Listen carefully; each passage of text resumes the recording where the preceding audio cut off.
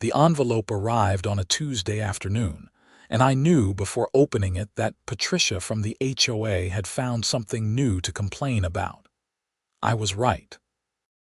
I stood in my driveway in suburban Phoenix, Arizona, holding what looked like an official citation printed on cream-colored cardstock with the Saguaro Heights HOA letterhead. The fine was for $250. The violation: my chimney was allegedly producing excessive smoke and creating a neighborhood nuisance. I read the letter 3 times, feeling my blood pressure rise with each pass. The letter stated that, on multiple occasions during the month of January, my fireplace had been observed producing thick, dark smoke that violated Section 7.4 of the Community Guidelines regarding air quality and aesthetic standards. There were even photos attached, grainy pictures that could have been taken of any chimney on a cold morning when the temperature dropped below 50 degrees. I had lived in this house for 6 years. 6 peaceful years until Patricia Whitmore became HOA president 18 months ago. Since then, my life had become a series of ridiculous violations and nitpicking complaints. My trash cans were 2 inches too visible from the street. My mailbox needed repainting even though it was perfectly fine. My desert landscaping rocks were allegedly the wrong shade of tan. But this was different. This was my fireplace, something I used maybe 10 times a year when the desert evenings got chilly enough to warrant it. I burned seasoned mesquite wood from a local supplier, the same wood half the neighborhood used. There was nothing wrong with my chimney, and I knew it. I walked back inside my house, a nice 3-bedroom ranch-style place with cream stucco walls and a red tile roof, standard for the area. My golden retriever, Murphy, followed me into my home office where I sat down at my computer and started researching. 2 hours later, I had compiled a folder of information about chimney inspections, local fire codes, and air quality regulations for Maricopa County. I also learned that Patricia had filed similar complaints against 3 other homeowners in the past year. One had paid the fine rather than fight. The other 2 had eventually given up using their fireplaces entirely after months of harassment. That was not going to be me. The next morning, I called Copper State Chimney Services, a company with excellent reviews and certified inspectors on staff. The receptionist, a friendly woman named Marie, scheduled me for Thursday morning. "Just so you know," she said, "if you need a certification letter for legal or HOA purposes, that's an additional $50 on top of the inspection fee." "I definitely need that certification," I replied. Thursday morning arrived with clear blue skies and temperatures already climbing towards 70 degrees by 9 in the morning. The inspection van pulled up at exactly 9:30, driven by a man in his 50s with graying hair and a weather-beaten face. His name tag read Dennis. "Brandon Zimmerman?" he asked, extending his hand. "That's me. Thanks for coming out on short notice." Dennis walked around to the back of his van and started pulling out equipment. "Marie mentioned you have an HOA situation. Let me guess, someone complained about smoke. How did you know?" "Happens all the time. Usually it's someone who moved here from somewhere else and doesn't understand how wood smoke works." He pulled out a camera and some kind of scope with a light attached. "Let me take a look at what you've got." For the next 90 minutes, Dennis conducted the most thorough inspection of my fireplace and chimney system I could have imagined. He went up on the roof with his camera scope and examined every inch of the flue.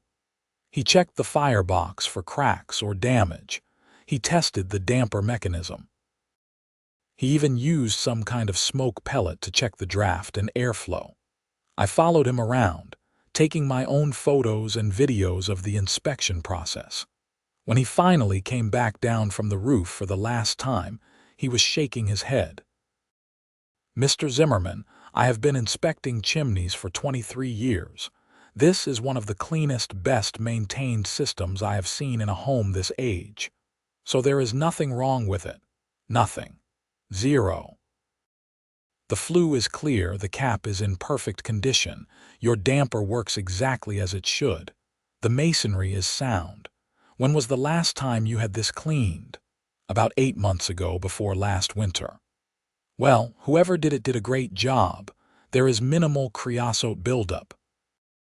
Your draft is excellent, which means the smoke is exiting efficiently. If someone is complaining about excessive smoke, it has nothing to do with any defect in your chimney.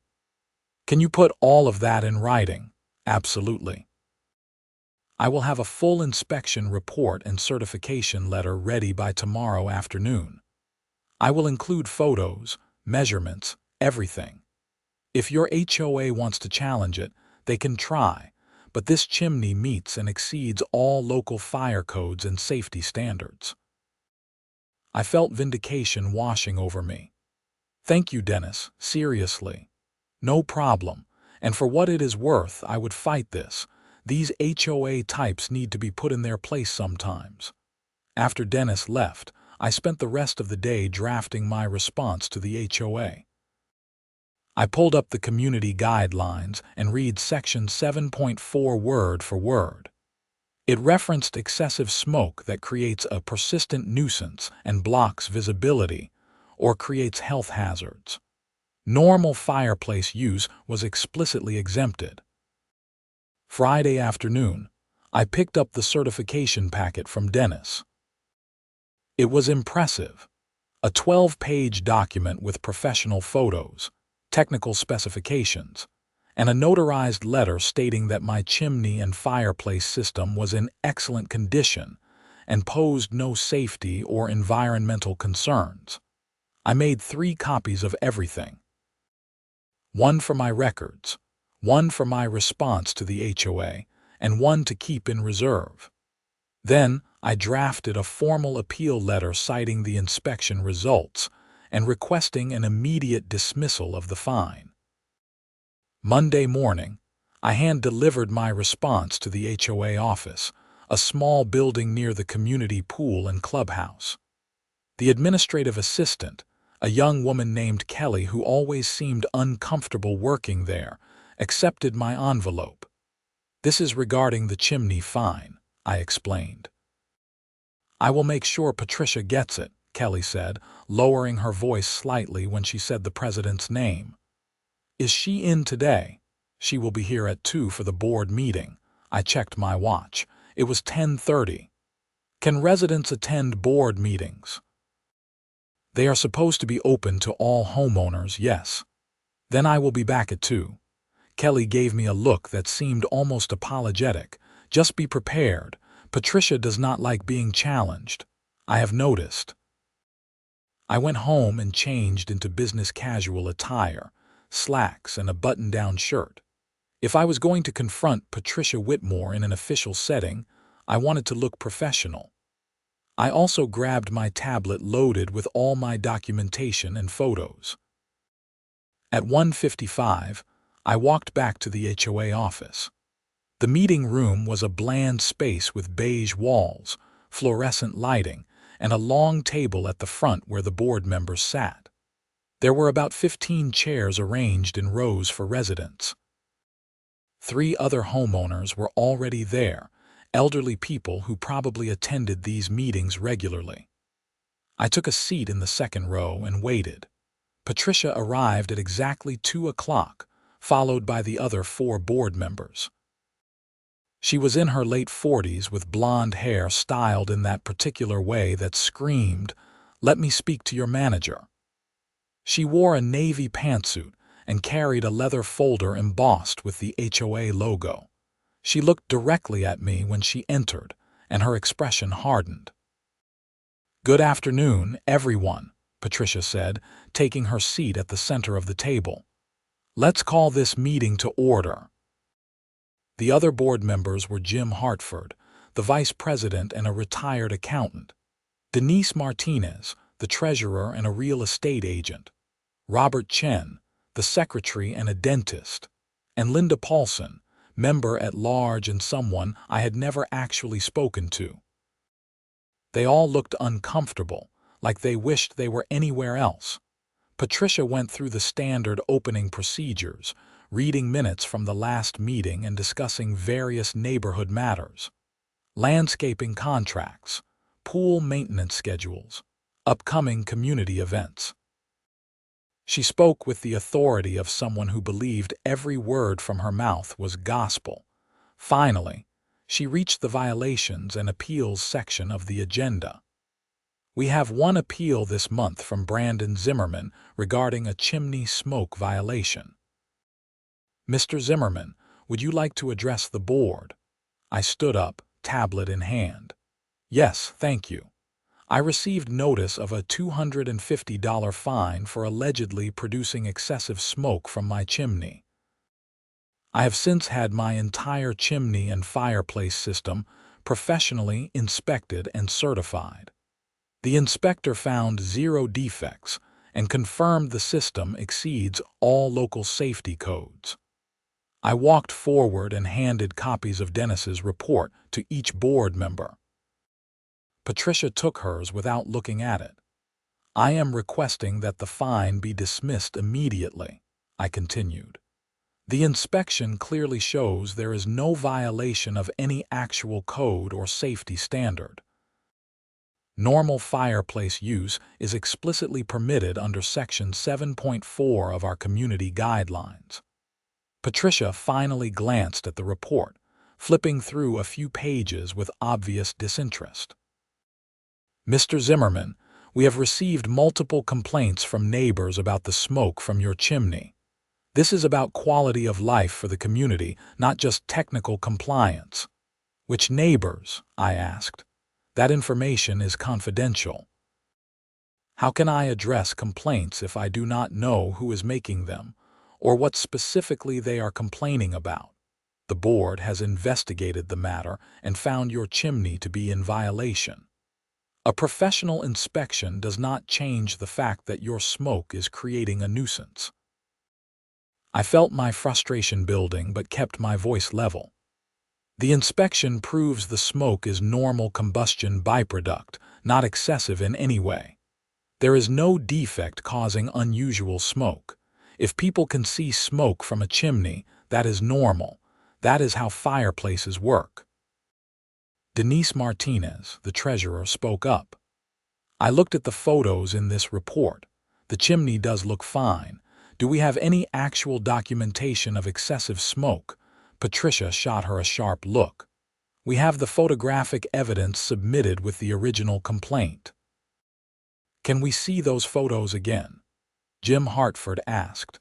Patricia reluctantly pulled out a folder and passed around the same grainy pictures that had been attached to my violation notice. They showed a chimney with visible smoke, nothing more. The smoke was white and gray, dissipating normally into the air. Robert Chen, the dentist, examined the photos with a skeptical expression.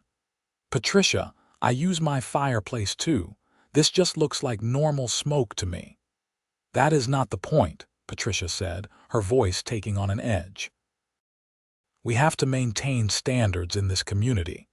If we let one person create smoke pollution, soon everyone will think they can do whatever they want. Smoke pollution, I said. I am burning wood in my fireplace maybe once a week during winter. This is Arizona, not Los Angeles. We do not have air quality issues from residential fireplaces.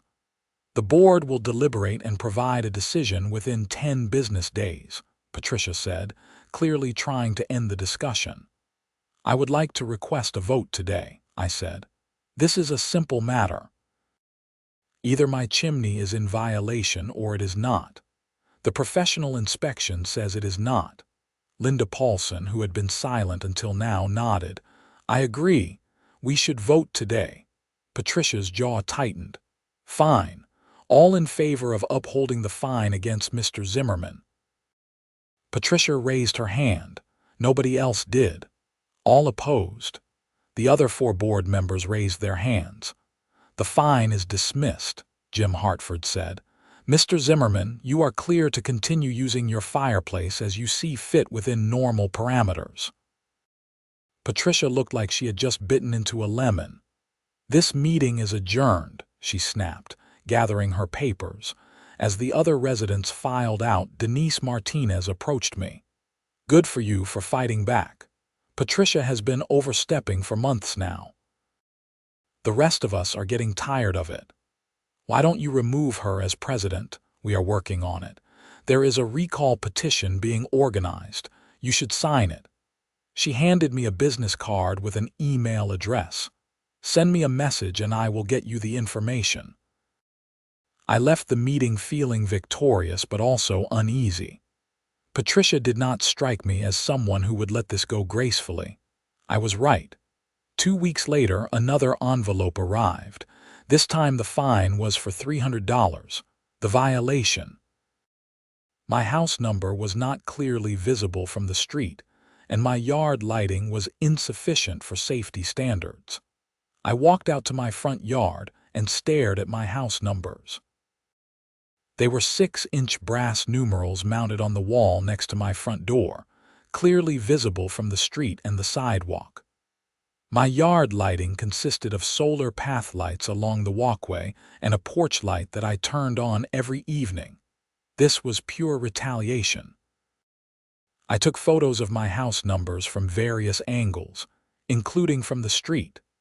I also checked the community guidelines, which specified that house numbers must be at least 4 inches tall and visible from the street. Mine were well within compliance. But I decided to take a different approach this time. Instead of just responding to the HOA, I started documenting everything. Every interaction, every letter, every fine. I created a detailed timeline with photos and copies of all correspondence.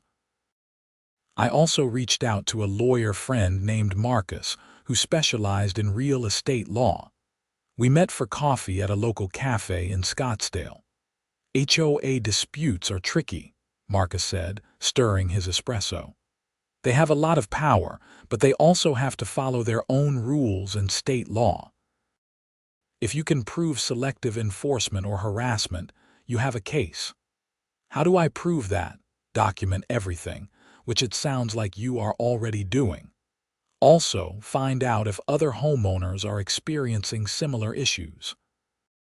If Patricia is targeting multiple people unfairly, that strengthens your case." Denise Martinez mentioned a recall petition. "That is good. It means you are not alone, but be careful. These situations can escalate quickly. HOA board members sometimes dig in harder when they feel threatened." I submitted my appeal for the new fine, again with detailed photographic evidence showing my house numbers were compliant. This time, Patricia did not even schedule a board meeting. She simply sent a letter stating the fine was upheld, and I had 30 days to pay or face additional penalties, including potential liens against my property. That was when I decided to go nuclear. I reached out to every homeowner in the community I could find contact information for through the HOA directory. I sent a polite email explaining my situation and asking if anyone else had experienced similar issues with Patricia and the current board leadership. The responses started coming in within hours. First was Susan from 2 streets over. Patricia had fined her for having a wreath on her door during summer, claiming seasonal decorations were only permitted during actual holidays. The fine was $200. Susan had paid it rather than fight. Then Dave from the north side of the community. He had been cited for having his garage door open for more than 30 minutes on a Saturday while he worked on his car. The guidelines said garage doors should not remain open excessively, but gave no specific time limit. Another $200 fine.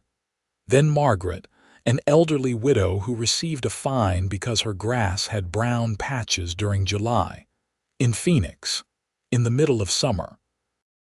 She had been threatened with ongoing daily fines until she resolved it. which forced her to pay for expensive emergency lawn treatment. By the end of the week, I had collected stories from 17 different homeowners, documenting over $4,000 in fines Patricia had issued in the past year. The pattern was clear. She was targeting people who had questioned her authority or who she simply did not like. I compiled all of this information into a detailed report and sent copies to every board member except Patricia. I also sent a copy to Marcus, my lawyer friend. "This is textbook harassment and abuse of authority," Marcus said when he called me after reviewing the document. "You have grounds for a lawsuit against both Patricia personally and the HOA. I do not want to sue, I just want her to stop. Sometimes the threat of a lawsuit is enough. Let me draft a cease and desist letter. We will outline the pattern of behavior and make it clear that further retaliation will result in legal action. We will also cite the Arizona HOA statutes that she is violating." 3 days later, Patricia received the letter via certified mail. Marcus also sent copies to the other board members and the HOA's legal counsel. The response was immediate, but not what I expected. Patricia called an emergency board meeting for the following Tuesday evening. The agenda had only one item: discussion of false allegations and potential legal action against Brandon Zimmerman for defamation and harassment of board members. I showed up with Marcus. The meeting room was packed. Word had spread through the community and at least 30 homeowners showed up, many of them people who had contacted me with their own stories. Patricia looked shocked when she saw the crowd. She also looked furious when she saw Marcus sitting next to me with his briefcase. "This is a closed board meeting," Patricia said. "Actually, under Arizona Revised Statutes Title 33, Chapter 9, all HOA board meetings must be open to homeowners except when discussing specific personnel or legal matters," Marcus said calmly. "And since you have listed a specific homeowner by name on the agenda, Mr. Zimmerman has the right to be present along with legal representation." Patricia's face flushed red. Jim Hartford leaned over and whispered something to her. She nodded stiffly. "Fine. Let the record show that Brandon Zimmerman and his attorney Marcus Thornton are present. Mr. Zimmerman, you have sent libelous and defamatory communications to board members making false claims about HOA business." "I have sent documented facts," I replied. "Every incident I referenced is supported by official HOA correspondence and homeowner testimonies. You are conducting a smear campaign. I am exercising my right as a homeowner to question board decisions and advocate for policy changes. That is protected activity under state law." Marcus stood up. "Miss Whitmore, my client has done nothing wrong. What he has done is expose a pattern of selective enforcement and harassment that violates multiple provisions of Arizona HOA law. The cease and desist letter outlines specific statutes. If this board continues to retaliate against Mr. Zimmerman or any other homeowner who has come forward, we will pursue legal remedies including a lawsuit for damages and injunctive relief." "Are you threatening us?" Patricia demanded. "I am informing you of the legal consequences of your actions." Denise Martinez spoke up. "Patricia, maybe we should take this opportunity to review our enforcement policies. I have been concerned about some of the fines being issued. The policies are fine. The problem is residents who refuse to follow the rules and then cry about it when they face consequences." "I followed every rule," I said. "My chimney was inspected and certified perfect, yet you fine me anyway. My house numbers exceed the size requirements, yet you fine me again." "That is not enforcement. That is retaliation." Several homeowners in the audience murmured agreement. Robert Chen cleared his throat. "I think we need to address the elephant in the room. Patricia, You have issued more fines in 18 months than the previous 3 boards combined issued in 5 years. The numbers do not lie. Because people have gotten sloppy. This community was going downhill until I took over." "That is not true," Linda Paulson said. "We were doing fine. But now we have angry homeowners, potential lawsuits, and a divided community. This is not sustainable." Patricia stood up abruptly. "I do not have to sit here and be attacked. I have given my time and energy to this community, and this is the thanks I get. Fine.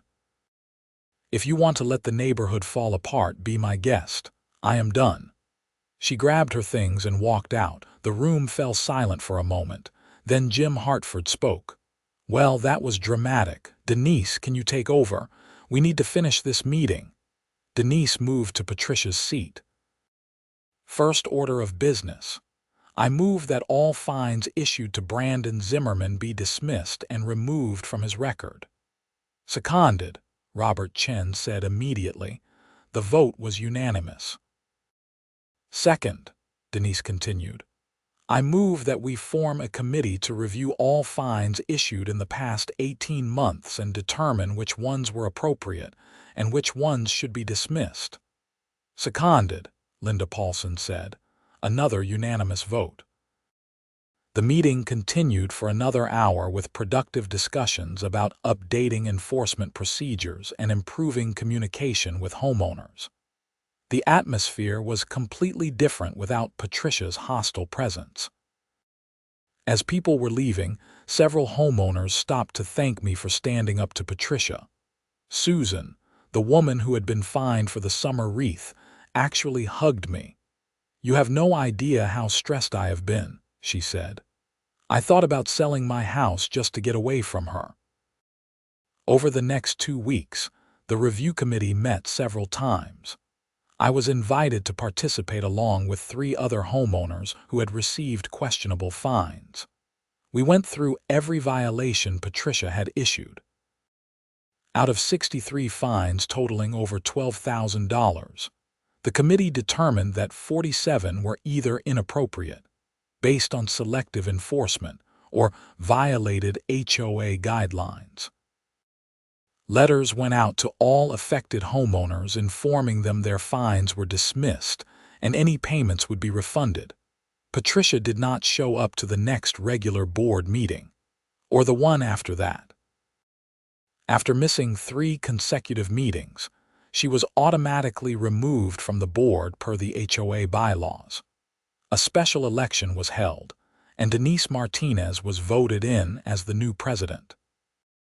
One of her first acts was to implement a new fine review process that required approval from at least 3 board members before any fine over $100 could be issued.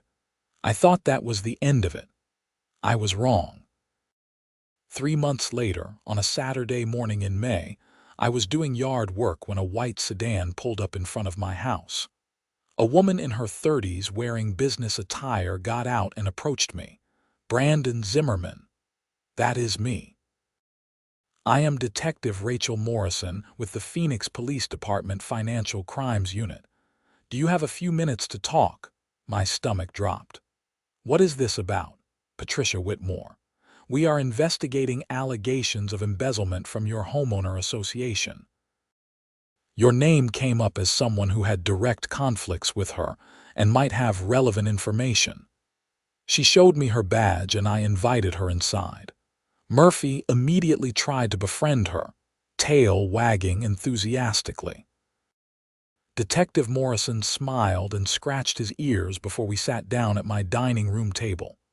"How much do you know about the HOA's finances?" she asked. "Not much. I pay my dues quarterly, that is about it." "Were you aware that Miss Whitmore had sole signature authority on the HOA's operating account?" "No. But that does not sound right. Shouldn't multiple people have oversight?" "Normally, yes. But she convinced the previous board to give her that authority about a year ago, claiming it would streamline operations." Detective Morrison pulled out a notepad. "We have been reviewing the financial records. There are significant irregularities." "Like what?" payments to vendors that do not exist, reimbursements for expenses that were never incurred, cash withdrawals with vague justifications. We are talking about roughly $70,000 over the past 14 months. I sat back in my chair, stunned. So all those fines she was issuing, likely a way to bring more money into the accounts that she could then steal. The more cash flow, the easier it is to hide missing funds. Does the current board know about this? We notified them 2 days ago. That is when we got your name along with several others who had opposed Miss Whitmore. We are trying to establish a complete picture of her activities and mindset. I spent the next hour telling Detective Morrison everything. The chimney fine, the house number fine, the pattern of harassment, the board meeting where Patricia walked out. I also gave her copies of all my documentation and the report showing the 47 inappropriate fines. This is very helpful, Detective Morrison said, adding notes to her file. The pattern of abuse of authority supports the theory that she saw the HOA as her personal piggy bank. When people started pushing back, she doubled down rather than risk exposure. What happens now? We finish the investigation and present our findings to the Maricopa County Attorney's Office. If they agree there is sufficient evidence, charges will be filed. Given the amounts involved, we are looking at multiple felony counts of theft and fraud. And the HOA, can we recover the money? That depends on what assets Miss Whitmore has and whether she spent everything. Restitution would be part of any plea deal or sentencing, but I cannot make promises about full recovery. After Detective Morrison left, I immediately called Denise Martinez and filled her in on everything. She was horrified but not entirely surprised. The treasurer has been going through the books with our accountant, Denise said. They found irregularities but were not sure if it was embezzlement or just poor record keeping. Now it makes sense. How bad is the HOA's financial situation? Not great. Our reserves are depleted. We are going to have to do a special assessment to rebuild the fund, which means everyone will have to pay extra. People are going to be furious. They should be furious at Patricia, not the board. I know, but we are the ones who have to deliver the bad news. The next board meeting was intense. Denise presented the financial findings and explained that Detective Morrison was leading a criminal investigation. The room erupted in angry voices and questions. How did this happen? One homeowner demanded. Where was the oversight? Another shouted. Jim Hartford, who had been on the board during Patricia's tenure as president, looked miserable. I take responsibility for not paying closer enough attention. She was very convincing about needing authority to handle day-to-day operations. I trusted her and I was wrong. We all were, Robert Chen added. But going forward, we have implemented new controls. No single person has sole access to accounts. All expenditures over $500 require board approval. We have hired an independent auditor to review our books quarterly. That is great, someone yelled from the back. But what about the money she stole? Are we getting that back? We are cooperating fully with law enforcement, Denise said. We are also consulting with an attorney about potential civil action to recover funds.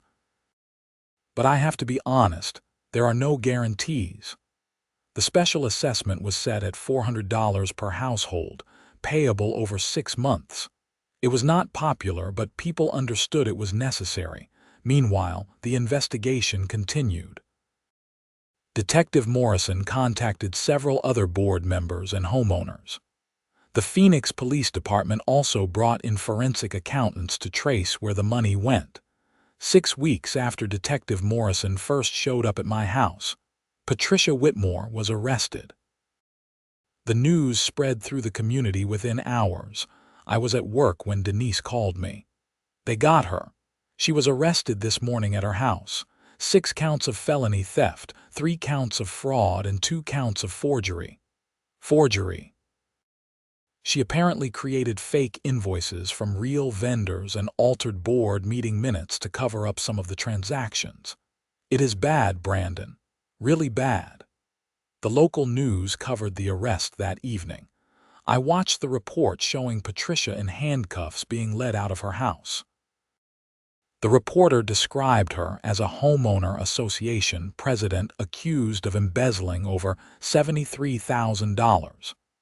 Investigators say Whitmore used her position to systematically steal from the community she was elected to serve, the reporter said. She allegedly created fraudulent vendor payments, falsified expense reports, and used intimidation tactics to discourage scrutiny of HOA finances. The case moved through the court system over the next several months. Patricia's attorney tried to negotiate a plea deal, but the prosecutor was not interested in going easy on her. The amount stolen, the breach of trust, and the pattern of harassment all worked against her. The trial was set for late September. I was called as a witness, along with about a dozen other homeowners and the HOA's new accountant. Sitting in that courtroom waiting to testify was surreal. Patricia sat at the defense table looking smaller somehow, less formidable than she had seemed during those board meetings. Her attorney was a slick-looking guy who probably cost a fortune. When it was my turn to testify, the prosecutor, a sharp woman named Jennifer Kowalski, walked me through the timeline of events. The chimney fine, the inspection, the second fine, the pattern of retaliation. "Why did you go to the effort of hiring an inspector and fighting these fines?" she asked. "Because they were wrong," I said. "My chimney was perfect. There was no violation. She was abusing her authority to punish me for questioning her." "Did you know at the time that Miss Whitmore was stealing from the HOA?" "No. I just thought she was a bad president on a power trip. I never imagined she was embezzling." Patricia's attorney tried to make me look vindictive during cross-examination, suggesting I had a personal grudge and was exaggerating the harassment. But the documentary evidence spoke for itself. The fines were real, the inspection report was real, the pattern was undeniable. Other homeowners testified about their experiences. Susan cried on the stand talking about how stressed she had been, how she had felt targeted and helpless. Dave described feeling like he was under constant surveillance, afraid to use his own garage. The accountant testified about the financial irregularities, explaining in detail how Patricia had set up a scheme to siphon money through fake vendors and inflated expense reports. The trial lasted 5 days. The jury deliberated for less than 3 hours, guilty on all counts. Patricia showed no emotion when the verdict was read, but her attorney looked defeated. Sentencing was scheduled for 6 weeks later. In November, nearly a year after that first chimney fine arrived in my mailbox, I sat in the same courtroom for Patricia Whitmore's sentencing. The judge, a stern-looking woman in her 60s named Judge Sarah Brennan, reviewed the case file before speaking. "Miss Whitmore, you were elected to a position of trust within your community. Instead of serving that community, you betrayed it. You stole money that should have gone to maintaining common areas and infrastructure. You harassed residents who questioned your authority. You abused your position in every way possible." Judge Brennan sentenced Patricia to 4 years in prison followed by 5 years of probation. She also ordered full restitution of the stolen funds plus penalties and interest, totaling over $90,000. Patricia was led away in handcuffs. I felt no joy watching it, just a sense of relief that it was finally over. Outside the courthouse, several homeowners gathered. Denise Martinez approached me and shook my hand. "If you had not fought back on that first fine, none of this would have come to light," she said. "She would still be stealing from us. I just did not want to pay a bogus fine. It was more than that. You stood up when it would have been easier to just pay and move on. That matters. Over the next few months, life in Sagaro Heights slowly returned to normal. The new board implemented transparent financial practices and a fair, consistent enforcement policy. The review committee I had served on became a permanent fixture, providing oversight for all fines and violations. Patricia's house went into foreclosure about 4 months into her prison sentence. A nice couple with 2 young kids bought it and moved in. They had no idea about the previous owner's crimes, and I saw no reason to tell them. Fresh start for everyone. The HOA managed to recover about $40,000 through liquidation of Patricia's assets, including her car and some jewelry. It was not everything, but it helped. The special assessment was reduced and paid off ahead of schedule. One Saturday afternoon in March, almost a year and a half after that first violation notice, I was sitting on my back patio enjoying the mild spring weather. Murphy was sprawled out in a patch of sunshine, completely content. I had a cold beer and was reading a book. My phone buzzed with an email from the HOA. For a moment, old anxiety crept up. Then I reminded myself that Patricia was gone and things were different now. The email was from Denise, asking if I would be interested in running for a board position. Jim Hartford was stepping down, and they needed someone who understood the importance of fairness and accountability. I sat there thinking about it while Murphy snored softly. Did I really want to get more involved with the HOA after everything that had happened? It would be meetings and responsibilities, and dealing with neighbor complaints. But then I thought about Susan and Dave and Margaret and all the other people who had been bullied and harassed. I thought about how close Patricia had come to getting away with everything.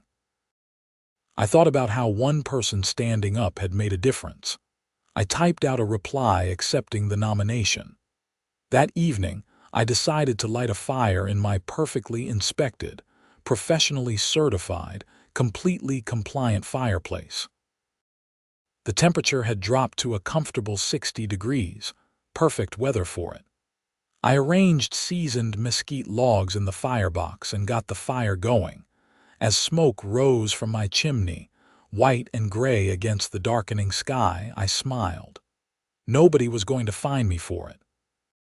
Nobody was going to harass me about it. And if they tried, well, I had a 12-page inspection report with photos and a notarized certification letter. Sometimes you have to fight back against petty tyrants and bullies. Sometimes standing up for what is right leads to discovering much bigger problems. And sometimes a bogus HOA fine about chimney smoke becomes the thread that, when pulled, unravels an entire scheme of corruption and abuse. I took another sip of beer and watched the flames dance in the fireplace. Murphy wandered over and rested his head on my leg. "We did good, buddy," I told him. He wagged his tail in agreement. The next month's board election came and I won my seat easily. My first motion as a board member was to formally codify that professional inspections and certifications would be accepted as definitive proof of compliance for any disputed violation. It passed unanimously.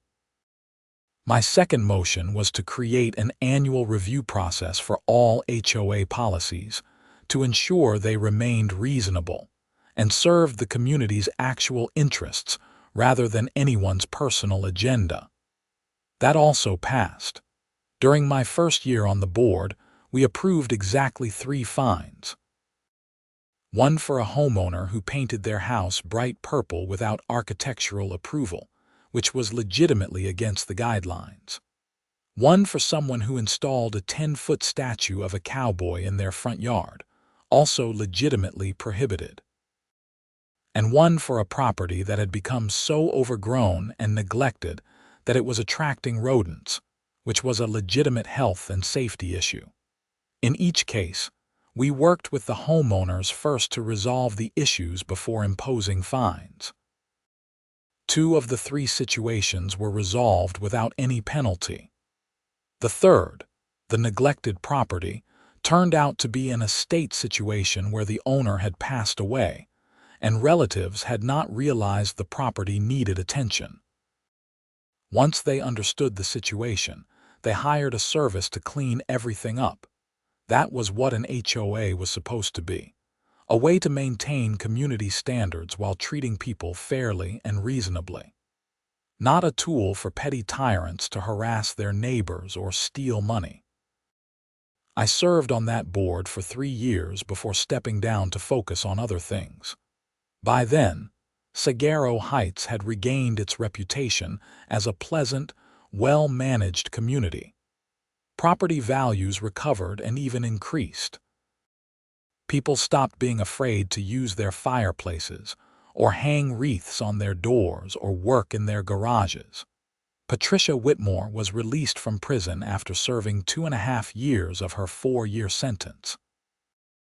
As part of her probation conditions, she was required to continue making restitution payments and was prohibited from serving in any HOA leadership position.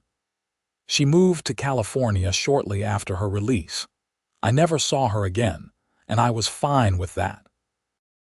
These days, when I drive through the neighborhood, I see people actually enjoying their homes.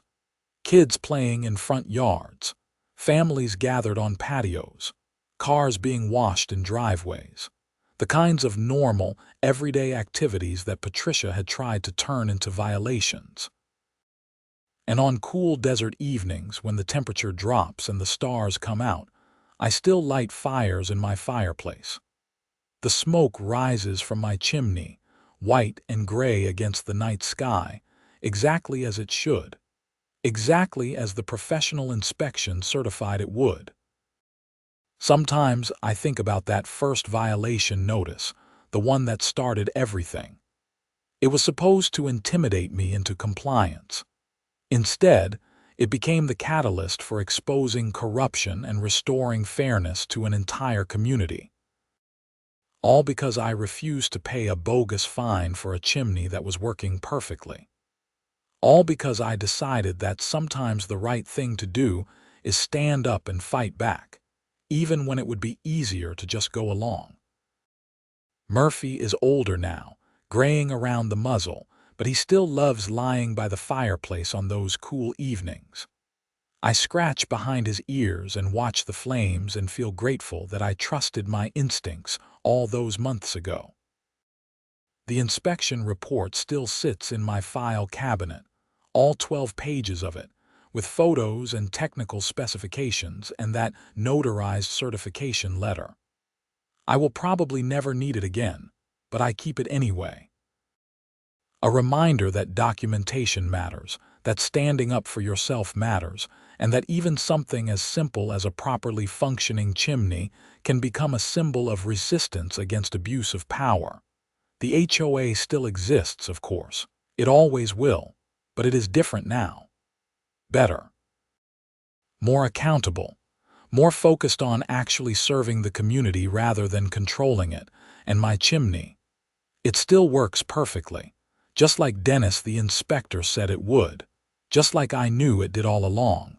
Just like that 12-page report proved beyond any doubt. Sometimes in life, you just need to get things inspected and certified. Not because there is anything wrong, but because sometimes the proof of being right is what protects you from people who are very, very wrong.